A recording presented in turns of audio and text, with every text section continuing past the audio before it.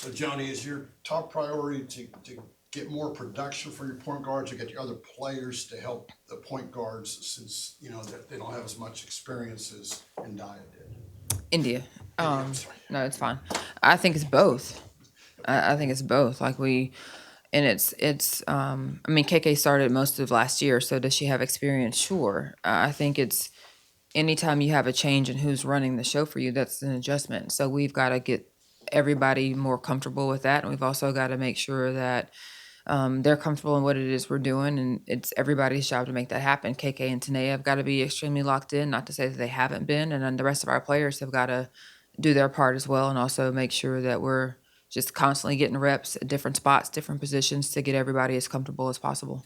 When you looked at the film already from last night, did that start happening a little bit more in like the last 13, 15 minutes when you did get a lot more offense last night? Well, I think the third quarter at one point we scored 18 points in 6 minutes, and you're like, let's bottle that up, right? So I think it did happen. We've got to make sure it happens sooner. And again, that's not going to happen overnight.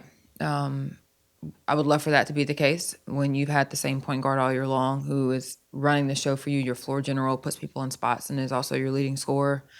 That's going to take some time to overcome. With the tournament coming up, obviously you don't want to look too far ahead, but it feels like it's a different conversation than you were having last year with the players. So what's that been like trying to navigate these last few weeks going into postseason?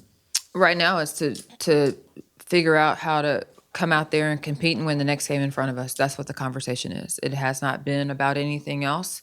Our sole focus is on what we need to do to try to win the next game that's in front of us.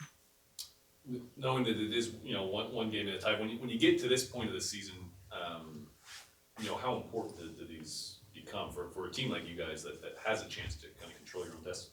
Well, that's what's funny. They're all important, right? Like the Georgia game was important, and the Florida game at Florida was important because you're in a different position. So it's all important, and that's the message that we tell them at the beginning of the year. Yes, this game is important on Thursday. The game on Sunday is important, and so is the game at Tennessee and the game back here at Alabama. They're all important, but we tend to, as players, coaches, people, really look at the end and put so much emphasis on the end. And yes, it is important. But that first game at Georgia we dropped is just as important. And the game at Florida and so they're all important. And now it just feels more because your back's against the wall. And, for momentum wise and the team morale wise, just ending this 3-game homestand with the win, just how big is that to, kind of leave on a high note when you've been at home this last week? Yeah, I mean, home's been really good to us.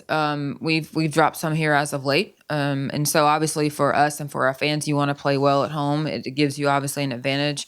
I think for us, the most important thing for us is to get our chemistry back, whether that's at home or on the road. Because in order for us to do what we want to do, we've got to win at home, but we got to win on the road too. With 3 games in 7 days, how much of the week is altered, and what alterations do you make to plan to, attack the short turnaround times? Yeah, it's a really good question. It is an adjustment in schedule. Everybody plays a 3-game in a week schedule. Ours comes at the end of the year, which is a little more challenging than if you had it in the first week, second week, first month. So we will be a little lighter today than we normally would be on a Tuesday, and then ramp it up a little bit tomorrow, play Thursday, be a little bit lighter than we would normally be on a Friday, and then do the same thing for Saturday, Sunday. How's Arkansas's 3-point game different from like Missouri or someone else you've played? I think the biggest thing about Arkansas is that they are equally as good as getting to the rim as they are shooting the 3. Like Missouri shoots the 3 really, really well. Arkansas shoots the 3 as well as Missouri. They make 9 a game. They attempt 31. They attempt 31 threes. It's a lot of threes. They make 9. And the problem is you got to close out on them, but then they're quick enough and athletic enough to rip by you and get to the rim. So their challenge is you got to be able to guard both really well. How do you handle growing pains but yet immediate results? And a point being is, I thought the other night watching Hilton at one point had 7 assists and 1 turnover, and then she had those couple of turnovers. And to me, she looked distraught, but she come over, I saw you smile, and I thought maybe you were encouraging her that, she was playing well. And I don't want to read into that, but was that Did I read that right? as far Yeah, as I not- think, for all of our young ladies, but, Tanae in particular, like, it's next play. Like, yeah, you just turned it over, but let's not make that the totality of your entire game. You've had a good game. So we've got to finish this out. We've got to figure out how to make the next best play. And we'll watch the turnover. We'll talk about it, like manage the game. But I can already look at her and tell that she is like absolutely distraught, if that, the word that you used.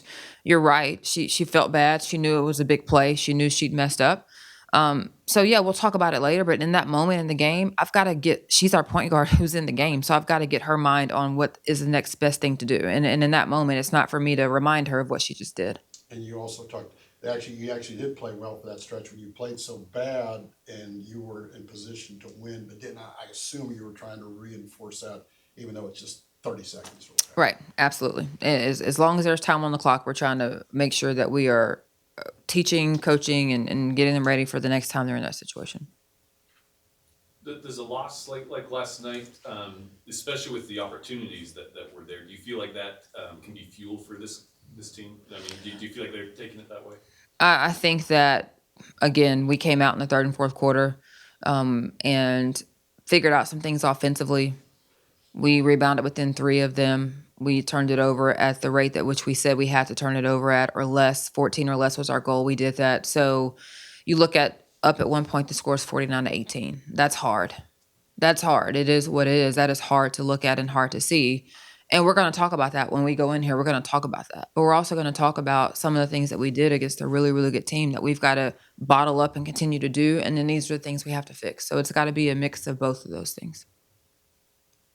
It's a game where you've won the last couple of games. You won inside. It looked like you would have an inside advantage looking at tomorrow's night's game. I mean, Thursday night's game. I do think we have more depth there and we have more size overall. So anytime we play, even last night, one of our goals was to get the ball inside in the paint. We didn't win the battle in the paint last night in terms of points there. But that's where we're really, really good, whether it's inside out, dribble penetration, getting to the nail. So yes, one of our game goals will always be to get the ball to the paint.